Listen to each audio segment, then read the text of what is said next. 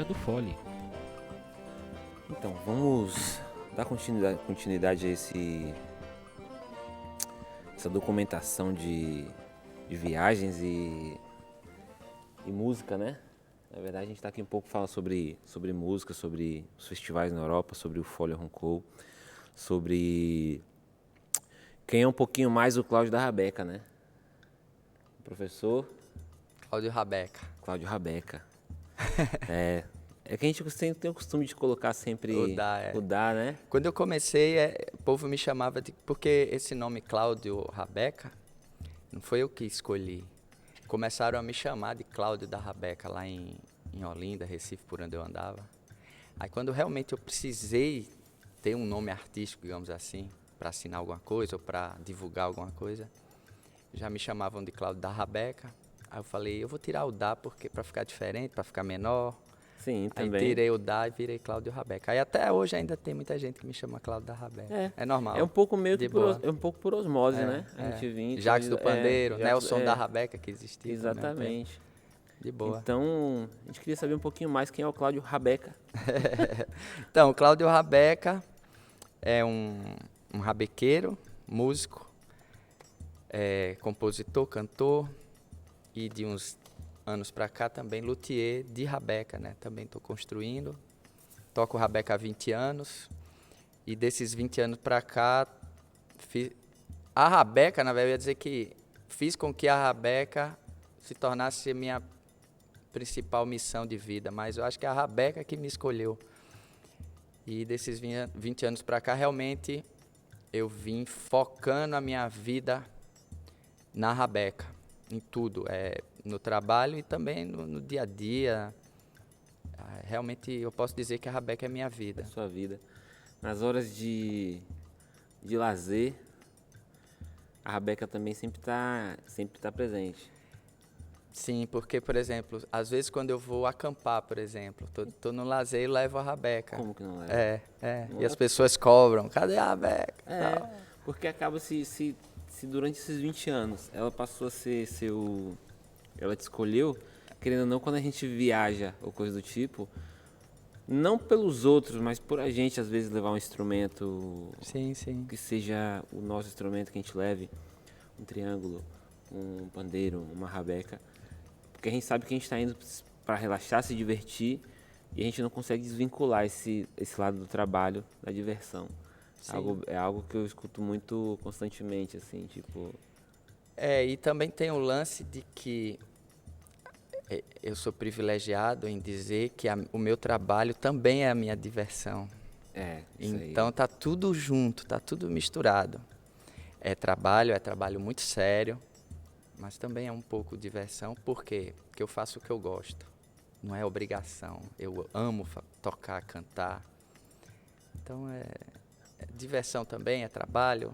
Quando é trabalho é diversão, quando é diversão também pode ser trabalho. Pode ser trabalho. Porque a gente consegue juntar uma coisa com a outra. A gente se divertindo pode conhecer uma pessoa sem querer e essa pessoa no futuro virar um parceiro de produção, de trabalho, de trilha, porque eu também faço outras coisas além de show, né? Às vezes numa diversão pode surgir um trabalho. Pode surgir um trabalho. Isso é interessante. Agora, você falou assim, deu ênfase um pouquinho. Eu sou... De um certo tempo pra cá, eu virei luthier. Sim. Como assim você virou luthier? 2015, né, eu morava no Alto da Sé, em Olinda, na casa do meu amigo Guga Amorim, que é o zabumbeiro que toca comigo. E 2015 foi um ano bem difícil no Brasil, porque foi um ano de transição, da saída de Dilma, a entrada de Michel Temer, enfim, do golpe. E a vida começou a ficar mais difícil mesmo, principalmente no meio cultural. A gente começou a tocar menos, começou a serem cortados os editais e projetos e tal. E eu me vi aperreado, como a gente diz. E eu estava olhando no Facebook e vi uma divulgação de uma oficina para construção de rabeca. E eu já tinha essa vontade de construir rabecas. Então eu olhei nessa publicação uma oportunidade na crise, na dificuldade, né? A gente tem que estar, às vezes, atento a isso. Sinais, né? Sinais, é. E era em João Pessoa. Eu morava em Olinda e essa oficina era em João Pessoa, que é 1h30 de Olinda. E aí era gratuita, uma vez por semana, e eu disse, eu vou fazer essa oficina. Toda quarta noite, com João Nicodemos, um rabequeiro lá de João Pessoa. Aí fiz, foram, acho, não tenho certeza, mais uns 4 meses de aula. Cada aluno tinha que fazer sua rabeca. Fiz a rabeca, fiz o curso, terminei o curso. E o curso me fez perder o medo de entrar na madeira. Que antes de fazer o curso eu achava quase impossível. Eu tinha medo, tipo, sei lá, vou pegar um bloco de madeira Para construir alguma coisa. Construir um instrumento, um negócio que vai fazer as pessoas... É energia, né? Isso aqui é energia, isso aqui gera alegria ou tristeza. É um negócio muito potente, um instrumento musical. E sem falar a parte mesmo minuciosa de lidar com as ferramentas, né? Manual, a questão manual mesmo. Eu tinha um certo medo. Acaba sendo um pouco terapêutico, sim, né? Sim. Porque tem que ter paciência. Sim. Tem que ter carinho. Sim.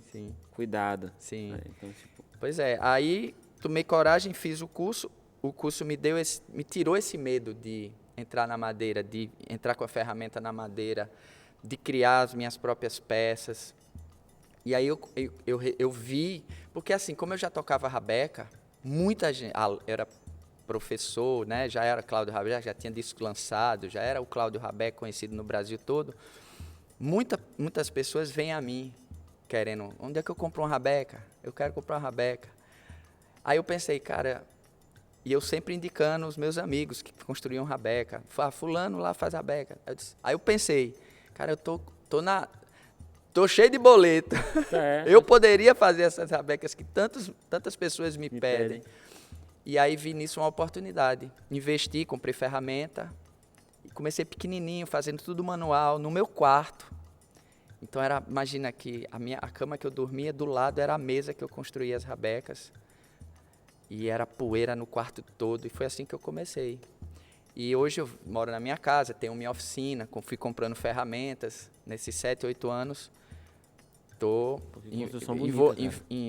investi muito dinheiro e também e virou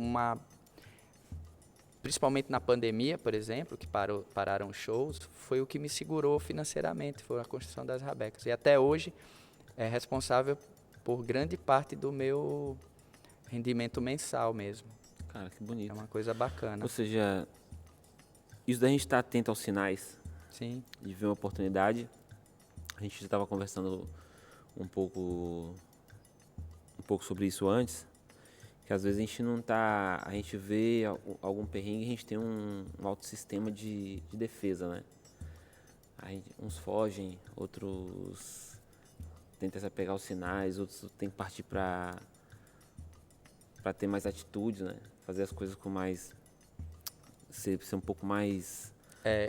mais incisivo na hora de fazer as coisas, ter um pouquinho mais de visão. Eu fico feliz que você tenha captado esses sinais e tenha virado, assim, um grande construtor de rabeca, né? Porque... Sou um aluno, eu estou aprendendo, né? A gente aprende todo dia. Felizmente tem muita gente que gosta das minhas rabecas, venho fazendo. E... infelizmente não dou conta dos pedidos, assim. Fico realmente dizendo não para muita gente, porque é muita gente querendo. Felizmente a rabeca é um instrumento que está crescendo muito no Brasil. Aumentou o número de tocadores, tocadoras também, mulheres. É uma coisa também bacana, porque antigamente era uma coisa bem masculina, os tocadores de rabeca. A mulherada está entrando no universo da rabeca. Esse negócio era estrutural, né? Tudo era muito mais complicado para as mulheres. Isso. Não que esteja sendo fácil hoje. A gente não está falando que está sendo fácil hoje, nem estou longe de falar isso. Mas eu fico feliz em ver essa evolução também no mundo, né? Antigamente era muito pior. É uma evolução da sociedade, da humanidade, né? Exatamente. Isso me deixa muito feliz, porque, tipo, antigamente era até mal visto uma mulher ir comprar um instrumento. Sim. Porque o pessoal já colocava etiqueta, já falava que era isso, que era aquilo. E hoje em dia a gente vê a grande quantidade de mulher que tem um talento Sim, extraordinário, cara. Sim. Eu tenho sorte de ter umas amigas assim. E eu fico vendo assim em cima do palco, falar, eu queria tocar como essa mulher toca, cara. sim, Queria eu ser virtuoso igual ela é. sim, Né? tem muitas. Antigamente era meio vergonhoso se chegar embaixo e falar assim, fulana toca mais que você. E hoje em dia a gente já tem a gente fala, quem somos, quem que é a gente? Sim, sim. Cláudio, fala pra gente um pouquinho sobre seus álbuns. 2 álbuns, o primeiro Luz do Baião, o segundo Rabeca Brasileira, são 2 álbuns bem diferentes. O primeiro eu fiz em 2010, eu acho, nem lembro, 2009, 2010. Foi uma época em que eu estava ouvindo, um pouco antes de fazê-lo, eu estava ouvindo muito um cara contemporâneo de Luiz Gonzaga e Jackson, que é Ari Lobo. A obra de Ari Lobo me influenciou muito a fazer Eu senti uma influência. o meu Eu tive primeiro sorte álbum. de assistir seu show ontem e eu senti uma influência grande do Ari Lobo ontem, na sua obra. O Ari Lobo, quando eu descobri o Ari Lobo, abriu muito a minha cabeça, assim, porque eu considero ele, de toda a galera do forró, os discos deles, eu não vou dizer que ele, porque eu não sei se era ele que tinha produzia, influência que tinha que na fazer produção, tudo, na direção artística, mas eu acho que o começo dos discos, os primeiros discos, até uma certa fase, acho que os melhores discos em termos de arranjo era um regional de choro, tinha flauta, tinha clarinete, não era uma coisa, uma receita de bolo única assim, sabe?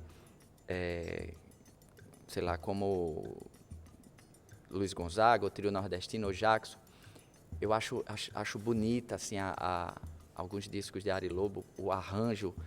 É uma coisa que você escuta e tem certeza que tinha um maestro ali por trás, alguém fazendo arranjo, escrevendo partitura para flauta, para clarinete, sanfona. Todo mundo, eu acho que era bem pensado isso, talvez um regional de choro. Coisa que também acontecia com Jackson, com Gonzaga, mas talvez fosse com um pouco mais de liberdade para esses, mais improvisado. O que não transpassou nos discos, né, pra gente. Isso. Né? E também uma coisa da mixagem, não sei, então, eu fui muito influenciado por essas músicas de Ari Lobo e passei isso pro disco. É um disco que não é 100% de forró, tem um cavalo marinho no final, tem um frevo, tem a música que abre, é uma música instrumental de viola, que é um instrumento que eu toco, viola de 10 cordas, mas 80% é forró e é baião, que é um ritmo que eu amo, o baião. Aí você fala, tem um pouquinho de cavalo marinho, tem um pouquinho de frevo e tal. Cara, desculpa, mas eu encaixo esses ritmos no leque um pouco forró também. Sim, sim. Eu encaixo ali. Quando a pessoa pergunta o que é o forró, eu falo, então, eu às vezes, muitas vezes falo, forró, é baião, é shot, Sim, sim. é frevo também. Maracatu. Né, é coco, é cavalo marinho. Então, tipo, então pode ser que eu considere seu disco 100% forró. Mas aí é uma coisa minha, né? Se você que fez não tá considerando. É porque, assim, o cavalo marinho, ele influencia dentro do forró pernambucano, principalmente por causa da rabeca, né, que é o instrumento principal no cavalo marinho, no folguedo. Mas tem o mineiro, por exemplo, que é usado no cavalo marinho e no coco, lá em Pernambuco, muito forte. E a gente traz esse instrumento, que é o ganzá, o mineiro, a gente chama de mineiro lá, para o forró, que é uma coisa que é muito pouco vista no universo do forró brasileiro. E isso é uma coisa muito de Pernambuco. E provavelmente vem desse universo, do cavalo marinho e do coco. Enfim, mas eu não vejo como forró, porque realmente é uma dança diferente. O forró é para dançar a dois. E é muito difícil desvincular o forró da dança, né? Forró e dança é um casamento assim inseparável e perfeito. Mas é isso. Aí eu fiz esse disco, né? E fiz com, como eu disse, a influência de Ari Lobo. Chamei um grande professor de música do conservatório lá de Pernambuco, de Recife, Bozó Sete Cordas, um cara do choro. E ele fez arranjo para o disco, tem arranjo, a galera entrou no estúdio com partitura, foi tudo pensado.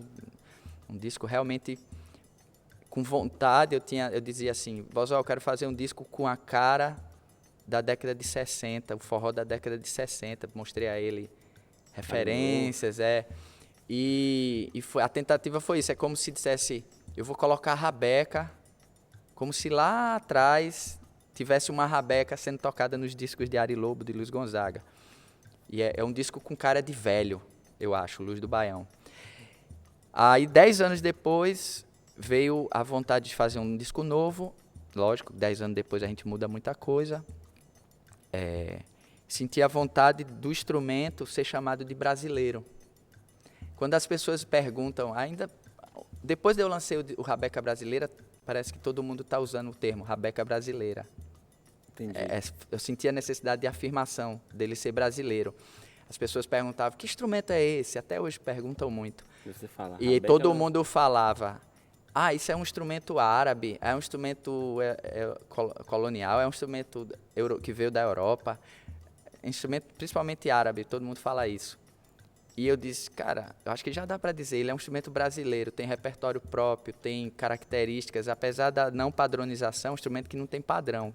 Qualquer um pode fazer uma rabeca com qualquer madeira, qualquer corda, tem várias afinações, não tem o certo e o errado, diferente do violino que tem um padrão, tem o tipo de madeira, o tamanho, tal.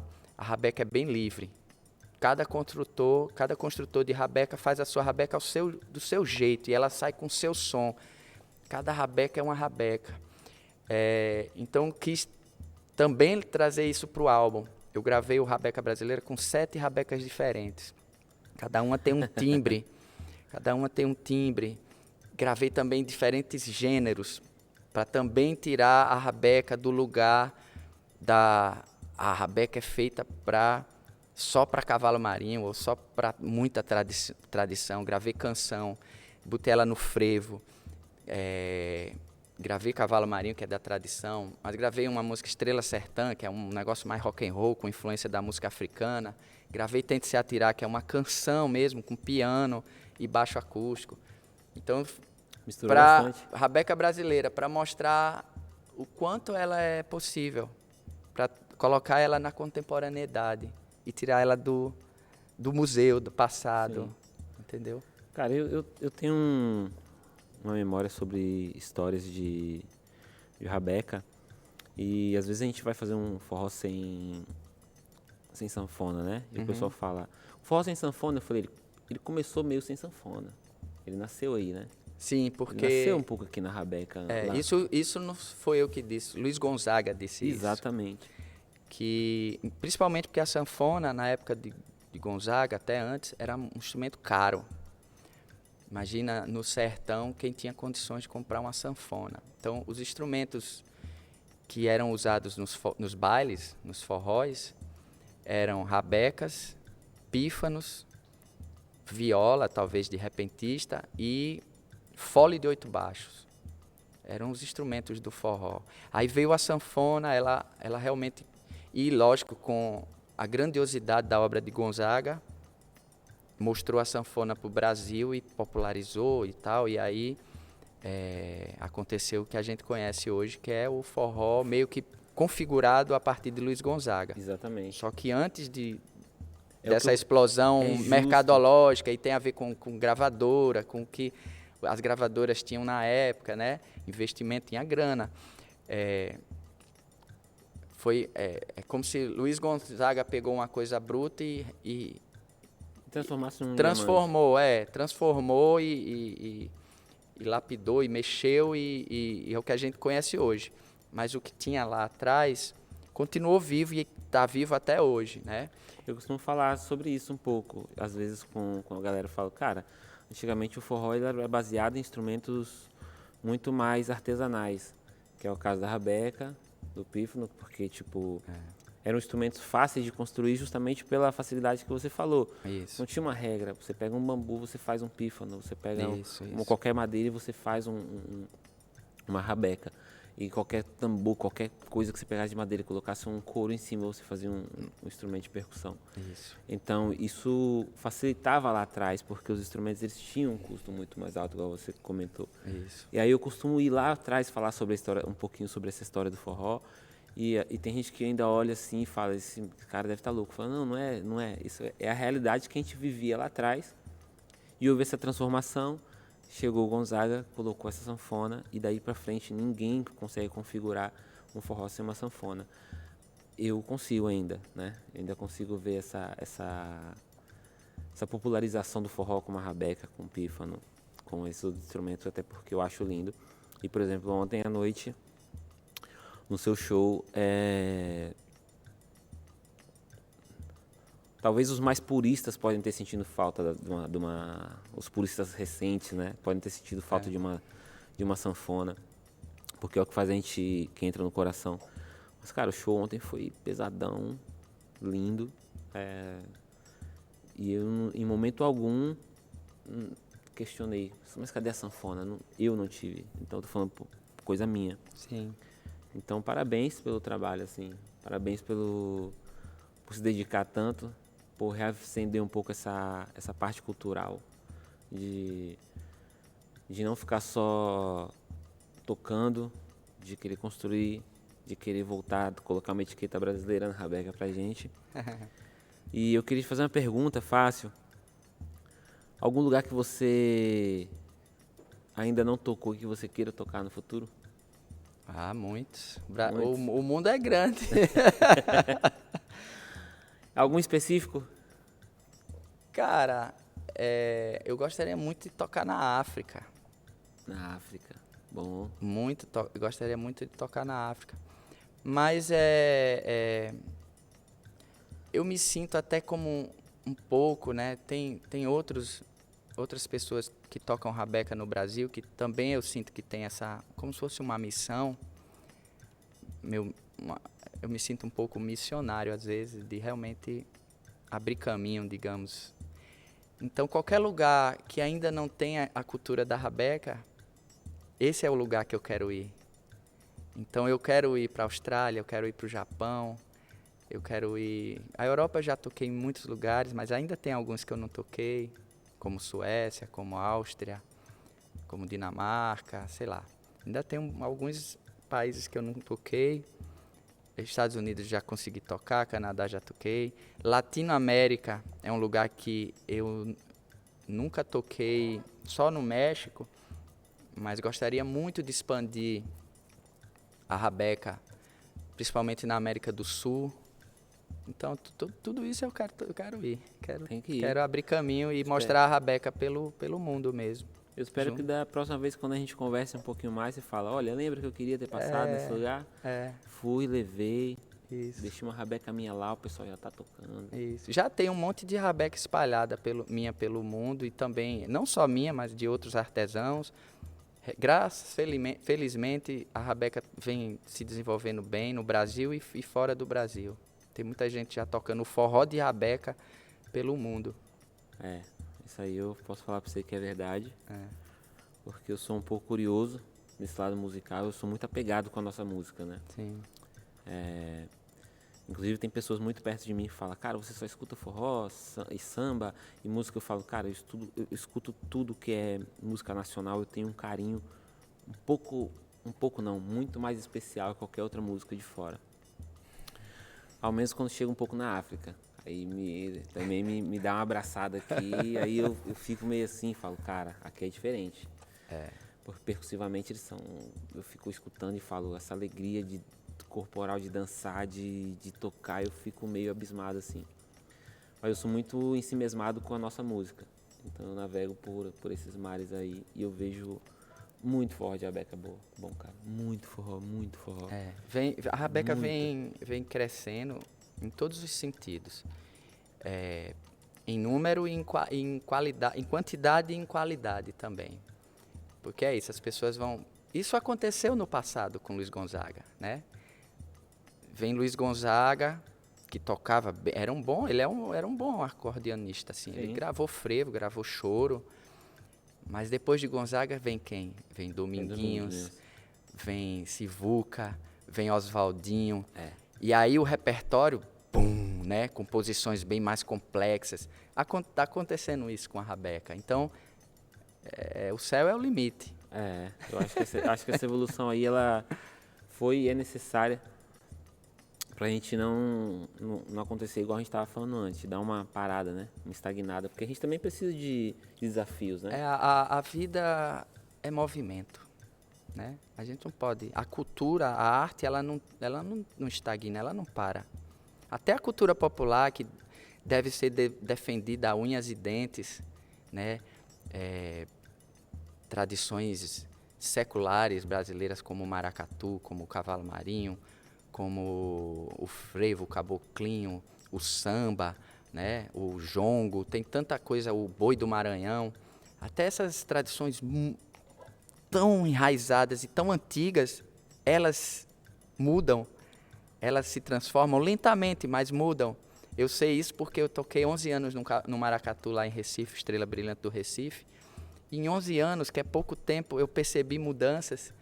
Cavalo Marinho, eu toco num grupo do interior há 18 anos. Percebi mudanças. São pequenininhas, mas elas existem, né? Tá tudo passinho. Tem gente que já é mais à frente, mais vanguarda, e aí já dá um passo bem maior e tal. Aí às vezes assusta o cara que é mais... Mas é isso. A vida é equilíbrio, né? Tem gente que vai ser mais atirada e vai fazer coisas mais ousadas, né, digamos assim, e vai ter o cara mais tradicional, né? Eu costumo dizer que é importante ter o Ariano Suassuna e o Chico Science. Os dois são importantes. O cara dos figuraças. Que queriam levar a cultura cada um da sua maneira. Da sua maneira, e um defende muito a tradição, o outro defende a tradição, mas também com um olhar no futuro. Claro, isso é muito bonito. Cláudio, eu queria falar que a gente está muito feliz com a sua participação, não só aqui no nosso podcast, mas sim também no festival em si, viu? Sua presença abrilhantou nosso encontro, sua presença chegou para somar muito grande. Muito obrigado pela sua energia, muito obrigado pela sua música, e que você continue sendo esse missionário rabequeiro e que a gente possa conversar mais vezes, porque hoje a gente está um pouco limitado de tempo, mas eu já vi que se deixar, a gente vai embora. A gente vai vestir, a gente tem assunto para conversar muito aqui ainda. Com certeza. Eu que agradeço, Hamilton.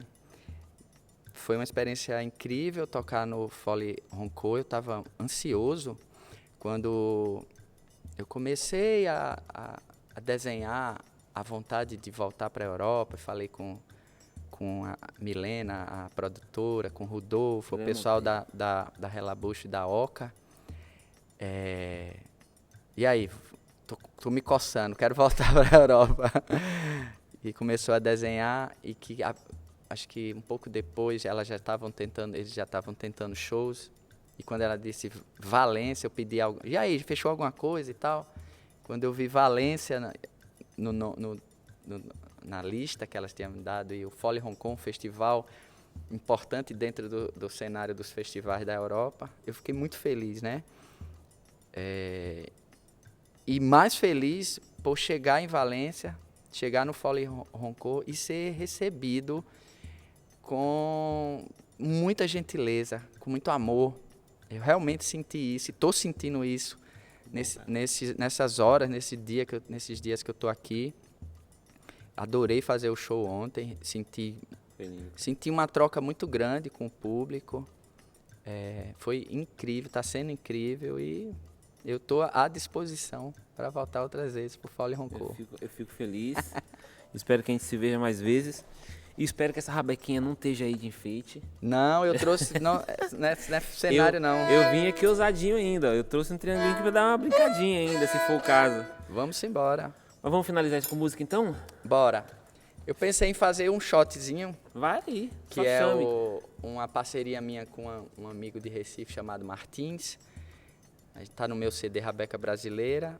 Chama Os Olhos do Meu Amor, e é uma música que eu tive também a alegria de ter a Mariana Aidá cantando comigo no disco.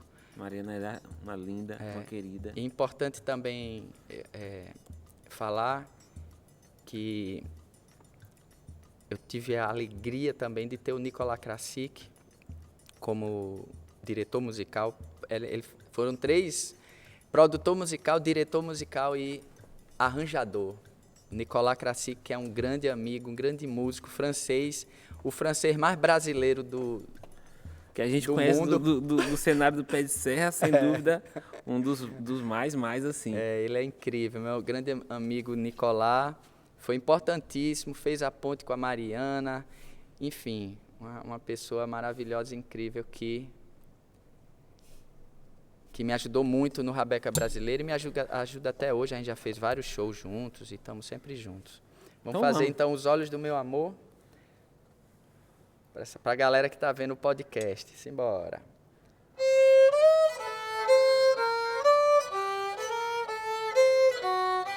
Cadê o triângulo?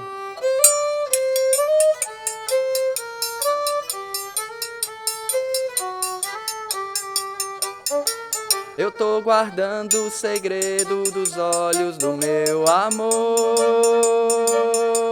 Quando tiver frente a frente, bem perto de me afogar.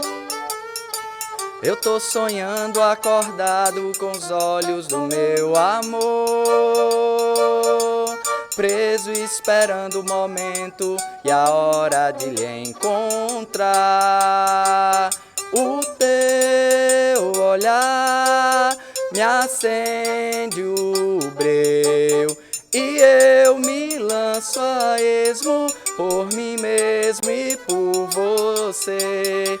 E eu me lanço a esmo por mim mesmo e por você. Eu tô morrendo de medo dos olhos do meu amor, mas não arranjo coragem, nem jeito de lhe falar.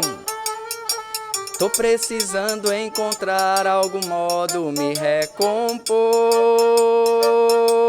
Eu tô guardando o segredo dos olhos do meu amor. Laraia.